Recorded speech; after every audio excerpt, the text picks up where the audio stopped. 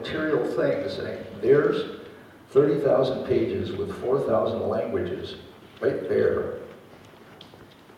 Soon enough, we will have a 400-foot high clock that really, really keeps time. You wonder what drives the energy. Two things drive the energy of the clock. One is, it's a desert mountain, and so it's very cold at night, very warm during the day, and that temperature change, probably making a gas expand and contract inside a tank, drives the pendulum. Danny Hillis invented a new kind of pendulum. It's actually circular, it's like this, that is much more efficient than the pendulums that were invented in places like this. And many innovations went into this clock. So that will keep the time. But it turns out that in most clocks, including your watch, the energy to keep time is actually relatively small. The energy to display the time is relatively large. So the deal with this clock is that it always knows what time it is. But when you visit it, it will tell you the time that it was when the last person asked it what time it was. And if you wanted to show you what time it is now, you have to turn a handle or do something, probably turn a big handle like this, that puts energy into the clock, which then drives the display to show you right where you are now. And it might be that the last time it was checked was 2 minutes ago, or it might be 2,000 years ago. If so, you probably have to crank it for a while. And in any case, you will get a sense of continuity with previous viewers of the clock. As Danny says, the idea of the clock is that it can handle, what would you call it? It can handle neglect. You can leave it alone for a year, for a century, for 1,000 years, and it's still keeping time. But it rewards love. So when somebody comes to it and has a transactional interaction with this clock, by turning the handle, then it rewards you by telling you what time it is. That's just part of it. The whole event inside the mountain involves getting lost. It's a very mythic sequence of events. That the idea is that it's a tough place to get to. It's kind of a pilgrimage to go there. It's going to take you a whole day to visit the clock. It's a tough climb up to the base of the clock, and it's a tough climb up inside the clock, 600 feet, 200 meters. And then you come out the top, and both in Texas and in Nevada, you have a great big, long view. And in both cases, it's very remote desert. So as you look out over that desert, you'll probably have the feeling this view has been like this for a long time. These plants are the ones that have been growing here for a long time.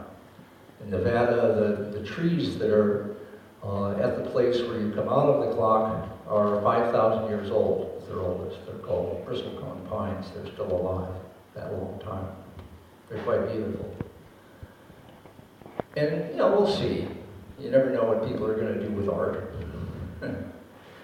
They might just carve their initials in the bristlecone pines and wall hit.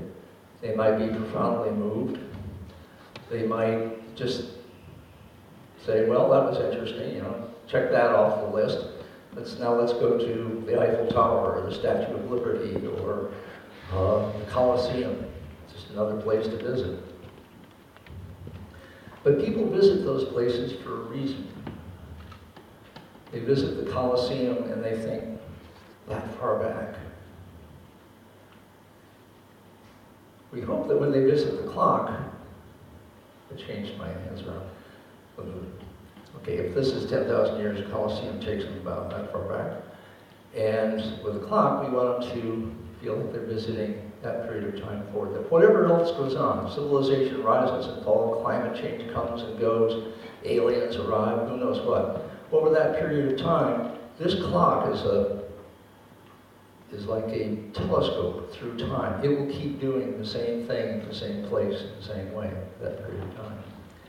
So it's a kind of antidote to all of this fast-moving stuff that we like so much. So let's have some stuff that's slow-moving.